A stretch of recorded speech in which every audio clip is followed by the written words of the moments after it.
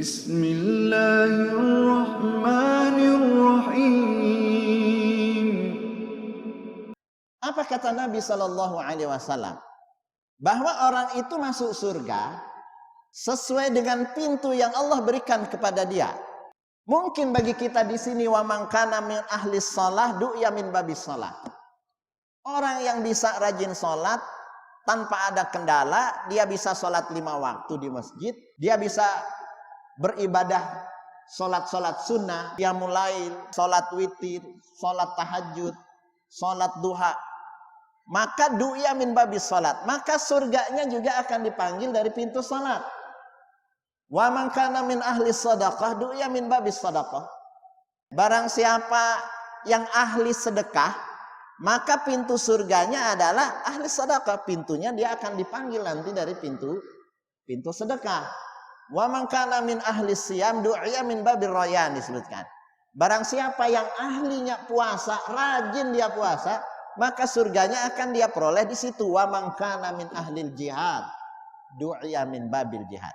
Maka barang siapa yang ahlinya jihad, maka dia akan dipanggil surganya dari pintu jihad. Nah, tatkala sekarang pintu jihad itu ada di Palestina dan itu tidak kita miliki, maka jangan salahkan orang-orang Palestina lalu kita menganggap perjuangan mereka seperti tidak ada artinya sama sekali. Padahal Allah sedang membukakan pintu jihad itu untuk mereka. Nah, oleh karena itulah ada sebagian orang yang kemudian memandang lebih baik hijrah. Mau hijrah kemana? Semua wilayah saat sekarang ini rata-rata berteman dengan Amerika atau justru sebaliknya. Mesir tidak bisa membuka secara leluasa wilayahnya, wilayah Gaza. Sementara di sini juga wilayah barat berbatasan dengan Yordania dan seterusnya. Yang semua negara juga tidak bisa menerima orang Palestina. Mau hijrah kemana? Justru hijrah itu meninggalkan kampung halaman. Tidaklah kita bicara konteks besar, keinginan kita mempertahankan sebuah wilayah. Tatkala ada begal ingin merampas motor kita saja, kita akan pertahankan. Tatkala ada pencuri masuk merampok rumah kita, lalu maaf ingin memperkosa istri dan anak kita, jumlah mereka 10, habis-habisan kita akan bela, walaupun membuat kita akhirnya mati. Apa kata Nabi? Man qutila duna malihi fahuwa syahid. Barang siapa yang mati membela hartanya, dia syahid. Dia membela harga dirinya, membela istrinya, membela anaknya, maka dia mati syahid. Apalagi ini konteksnya adalah negara yang kemudian punya ulama, mereka berfatwa untuk kondisi yang tengah mereka hadapi. Karena itulah jangan sampai mulut kita ini ikut ambil bagian mencerca dan mencaci maki yang sama sekali kita tidak punya andil dalam perjuangan. Karena maaf, kata Nabi Shallallahu Alaihi Wasallam, betapa banyak orang yang masuk neraka gara-gara tidak bisa menjaga lidahnya. Nah, dalam surah Mumtahanah ayat 8 dan 9, Allah Subhanahu wa taala berfirman, A'udzubillahi minasyaitonirrajim. La yanhakumullahu 'anil ladzina lam yuqatilukum fid din wa lam yukhrijukum min diyarikum an tabarruhum wa tuqsitu ilaihim innallaha yuhibbul muqsitin. Allah tidak melarangmu untuk berbuat baik dan berlaku adil terhadap non-muslim yang tidak memerangi kamu karena agama dan tidak pula mengusirmu dari negerimu. Sesungguhnya Allah menyukai orang-orang yang berlaku adil. Allah nggak akan pernah melarang kita berbuat baik dan adil terhadap non-muslim. Dengan catatan non-muslim itu tidak memerangi kalian dalam masalah agama. Kalau kita lihat sekarang Masjidil Aqsa, kiblat pertama umat Islam, tempat Isra Mi'rajnya Nabi. Di sana Nabi pernah mengimami seluruh Nabi pada saat itu. Dan sekian puluh tahun Nabi kiblatnya ke sana. Lalu kita katakan ini nggak ada urusannya dengan agama. Itu urusan orang Palestina saja. Nggak ada intervensi kita. Lalu kita mau sebut apa ini? Kalaupun kita tidak terlibat, tapi mereka kan bertanggung jawab. Mereka yang hidup di sana, mereka tidak ingin membiarkan Masjidil Aqsa dirampas, nggak boleh sholat, nggak boleh Jumatan. Yang kata Quran, siapakah orang yang lebih zalim? Wa man adlamu mimman mana'a masajidallah ayudhkar fihi ismuhu. Adakah orang yang lebih zalim ketimbang orang yang tidak membolehkan orang untuk sholat dan berzikir kepada Allah Subhanahu wa taala? Nah, mereka tidak ingin membiarkan kezaliman ini. Lalu ayat ini dilanjutkan, innama yanhakumullahu anil ladzina qatalukum fid dini wa akhrajukum min diyarikum wa dhaharu ala ikhrajikum an tawallahum wa may yatawallahum faulaika humudz zalimun. Sesungguhnya Allah hanya melarang kamu. Allah justru melarang kita untuk baik-baikan. Yanhakumum, menjadikan sebagai kawanmu orang-orang yang memerangi kamu karena agama, mengusirmu dari rumah-rumahmu, dari tempat tinggalmu, dari negerimu, dan membantu orang lain untuk mengusirmu. Barang siapa yang menjadikan mereka sebagai kawan, mereka itulah orang-orang yang zalim. Sekarang ini justru orang yang berjuang disalahkan. Orang yang membela tanah airnya disalahkan. Orang yang membela dirinya disalahkan. Lalu kemudian kita sama sekali tidak bisa berbuat apapun untuk mereka. Maka kata Quran, barang siapa yang seperti itu, mereka itu adalah sudah termasuk orang-orang yang zalim. Nah, jangan sampai kemudian kita justru menzalimi diri kita sendiri, tidak mensupport, tidak mendukung, tidak mendoakan. Nah, oleh karena itulah, untuk konteks kita yang tidak terlibat langsung di dalam peperangan itu, maka yang sangat mungkin kita lakukan adalah berdoa saja. Sampai saat sekarang ini 1000 lebih anak kecil yang kita anggap sebagai syuhada mereka. Dan bombardir Israel itu sekarang kemana-mana, termasuk rumah sakit baptis namanya. Kemudian juga gereja ortodok juga dibom oleh mereka. Nah, lalu kita mengatakan, wah ini salahnya Hamas, salahnya orang Palestina sendiri. Fatwa itu berlaku untuk mereka dan mereka sendirilah yang paham tentang medannya. Sehingga tidak perlu mereka mengambil fatwa ulama lain yang memang tidak tahu kondisinya seperti apa. Dan tatkala fatwa itu sudah berlaku, maka itu berlaku untuk mereka. Mari kita support dan mari kita dukung dengan doa-doa kita. Nah, yang kedua adalah sedekah. Barangkali lewat sedekah-sedekah kita itulah termasuk pintu yang membuka jalan bagi kita sendiri untuk meraih surga. Wa man kana min ahli shadaqah du'iya min babis shadaqah. Nah, oleh karena itulah ini yang paling mungkin kita lakukan. Dan yang ketiga adalah boykot. Kalau memang ada kaitan Zionis ini dengan apa yang kita konsumsi selama ini. Yang kemudian selama ini kita memakainya. Kita lihat, oh ternyata termasuk listnya. Barangkali kalau ini tidak dilakukan secara massal, tidak akan merubah apapun. Tapi di hadapan Allah Subhanahu wa Ta'ala berbeda. Yang dilihat itu bukannya hasil. Tapi yang dilihat itu adalah keberpihakan, wala namanya. Karena itu tadi ayat mengatakan, barang siapa yang menjadikan mereka sebagai kawan saja, maka mereka termasuk orang-orang yang zalim. Nah, yang keempat yang bisa kita lakukan adalah mensosialisasikan perjuangan ini. Bahwa mereka sedang berjihad. Mereka bukan pemberontak. Nah, sering sekali bahasanya adalah ini memberontak. Ini pasukan teroris versi mereka. Bukankah tatkala kita melawan Belanda, Belanda juga bilang kita teroris pada saat itu tatkala kita membela diri. Nah, kita jangan ikut-ikutan. Lalu kemudian menyebutkan mereka teroris.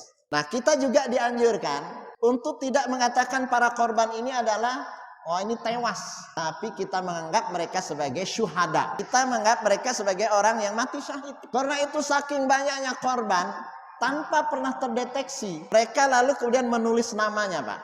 Di tubuh mereka itu nama anak, nama ibu, nama bapak. Semua anak sekarang itu ditulis namanya, entah di punggungnya, entah di dadanya, agar nanti tatkala mereka ditembak, mereka kemudian dibombardir dan seterusnya lalu meninggal, sudah bisa diidentifikasi. itu jenazahnya siapa. Karena saking banyaknya korban, lalu kemudian bom-bom ini adalah kemana-mana. Arahnya ada satu keluarga habis. Bahkan ada satu orang yang kemudian dibawa ke rumah sakit, ternyata itu adalah anak dari dokter yang sedang memeriksanya. Dan memang tatkala ditanya ibu-ibu di sana sama reporter, dan sudah ada juga beberapa reporter asing yang bertanya, Jazirah terutama, ini basisnya di Qatar, termasuk channel yang amat sangat berpengaruh di dunia Arab, itu Jazirah. Ada nenek-nenek sedang jalan di tengah reruntuhan tatkala terjadi bom-bom ini, ditanya sama mereka, Bu, bagaimana pendapatmu tentang perang yang saat sekarang ini terjadi? Apa katanya? Saya dukung Hamas. Silahkan mereka tetap tegar, silahkan mereka tetap sabar, silahkan mereka berhadapan dengan Zionis Israel, dan ditakdirkan habis seluruh anak-anak Palestina pun tidak boleh kita menyerah. Itu pendapat nenek-nenek di sana. Habis pun anak Palestina sebagai taruhannya mempertahankan Masjidil Aqsa, kita tidak boleh apa? Menyerah. Nah, saat sekarang ini darat ingin masuk, tapi itu wallah alam, apakah akan berani? Karena kalau bombardir ini ya kita kalah. Tapi kalau kemudian masuk wallah alam. Tapi yang jelas Amerika juga mendukung Israel, kemudian juga Prancis, Jerman, Inggris. Sementara negara Arab hanya mengecam. Kemarin ngumpul di Mesir membahas masalah ini tanpa ada sedikit pun pesan apa yang kemudian bisa disampaikan kepada umat Islam. Tapi apapun yang terjadi, kita ingat firman Allah Subhanahu wa taala di dalam surah Al-Ahzab ayat 21. Yang ini kemarin banyak disampaikan pada bulan Rabiul Awal bagi sebagian yang maaf melaksanakan Maulid Nabi sallallahu alaihi wasallam. Maka ayat yang dibaca pada saat itu adalah firman Allah, laqad kana lakum fi Rasulillahi uswatun hasanah liman kana yarjullaha wal yawmal akhir wa dzakarallaha katsira. Sungguh terdapat pada diri Rasul itu suri toladan yang baik bagi orang yang mengharapkan Allah dan hari kemudian, dan mereka banyak berzikir kepada Allah. Dalam tafsir disebutkan, nah ini sering sekali tidak dibahas. Ayat ini ada di dalam surah Al-Ahzab. Apa artinya Ahzab? Kelompok golongan-golongan. Di saat mana kota Madinah, kecil kota Madinah itu, jumlah umat Islam juga masih puluhan ribu di kota Madinah, ingin diserbu oleh kekuatan Ahzab. Kelompok yang satu yang utama adalah pasukan musyrik dari Mekah. Kelompok yang kedua yang sangat banyak jumlahnya juga adalah kabilah-kabilah antara Mekah dan Madinah. Misalkan ini Mekah, ini Madinah. Ini pasukan nomor satu. Hizb yang pertama adalah kaum musyrik Mekah. Antara Mekah dan Madinah di sekitarnya itu banyak lagi kabilah-kabilah yang ikut serta ingin memerangi Nabi di kota Madinah pada saat itu. Hizb yang ketiga adalah orang-orang Yahudi yang berkhianat, yang tinggal di dalam kota Madinah. Pengkhianat mereka ini dari dulu sampai sekarang. Ngebom rumah sakit katanya bukan kami yang ngebom, tapi orang Hamas sendiri. Hizb yang keempat adalah orang-orang munafik dari dulu ada, yang tidak pernah senang kalau umat Islam ini berjuang. Bahkan mereka ikut turut andil membuka aib agar kemudian ikut bisa menghabisi orang Islam juga dari dalam. Inilah yang disebut dengan Al-Ahzab. Lalu di saat itulah Allah berfirman, sungguh terdapat pada diri Rasul itu suri toladan yang baik. Suri toladan di dalam masalah apa? Bukan masalah ibadah. Bukan hanya tentang masalah Nabi bergaul dengan istrinya menjadi suami yang baik. Bukan hanya sekedar menjadi seorang ayah yang baik. Bukan sekedar abid ahli ibadah Nabi itu sebagai uswatun hasanah. Tapi konteksnya adalah dalam Al-Ahzab. Bahwa Nabi tidak mundur. Itu maksudnya. Nabi berani. Apapun resikonya harus dihadapi. Dan itulah contoh teladan yang baik bagi kita. Diserang dengan berbagai arah dan kelompok, Nabi tidak menyerah. Dan sungguh terdapat pada diri Rasul itu suri toladan yang baik. Kenapa? Orientasi kita itu surga. Liman kana yarjullah, bagi siapa yang berharap ridha Allah dan hari akhirat, zikir mereka banyak. Tatkala dalam perang Uhud, sekian banyak umat Islam meninggal, mati syahid pada saat itu. Ada juga dari orang-orang musyrik. Tatkala Umar ditanya, pada saat itu berdialog dengan Abu Sufyan yang merasa menang dalam perang Uhud itu. Apa kata Umar? Inna qatlakum finnar wa qatlana fil jannah. Tetap kita itu harus punya izah. Korban-korban kalian yang mati itu masuk neraka, wa inna qatlana fil jannah. Tapi yang mati dari kami masuk surga. Tentunya berbeda kan? Tatkala dia mengatakan kita sama. Abu Sufyan mengatakan sama kita. Dulu kami kalah dalam perang Badar, sekarang kalian kami kalahkan dalam perang Uhud. Nah, oleh karena itulah konteks pada saat ayat itu turun, Nabi itu uswatun hasanah adalah suri toladan dalam rangka tidak mundur dari musuh sekalipun yang dilawan itu adalah sedemikian banyak al-ahzab. Nah, saat sekarang ini ahzab itu banyak melawan orang-orang Palestina. Tidak hanya orang Yahudinya sekarang masuk banyak sekali negara. Maka tetap berlaku fatwa mereka dan juga berlaku firman Allah Subhanahu wa taala, sungguh terdapat pada diri Rasul itu suri toladan yang mulia, suri toladan yang baik bagi kita, bahwa kita tidak boleh mundur di dalam rangka berjihad, mempertahankan eksistensi harga diri umat Islam, mempertahankan Masjidil Aqsa yang merupakan kiblat pertama bagi umat Islam. Nah, mudah-mudahan Allah Subhanahu wa taala memberikan kesabaran pada saudara-saudara kita di Palestina, sabat. Karena pada dasarnya kata Nabi sallallahu alaihi wasallam, la tatamannau liqa'al adu. Jangan kita ini berharap bertemu dengan musuh atau nyari musuh. Tapi fa idza laqitum, tapi terkadang musuh itu yang ada, musuh itu yang ternyata memerangi kita. Maka kalau itu ada fasbutu, tegarlah kalian, sabarlah kalian menghadapi mereka. Wa'lamu anal jannata tahta dhilalis suyuf. Ketahuilah terkadang surga itu diperoleh lewat pedang. Mati itu bagi semua orang berlaku. Semua yang bernyawa pasti mati. Kata penyair begini, in lam tamut bihaddis sayf tamut bi ghairihi ta'addadatil asbab wal mautu wahidu. Seandainya engkau tidak mati karena pedang dan peluru, engkau juga pasti akan mati karena yang lain. Ta'addadatil asbab, sebab kematian itu sangat banyak.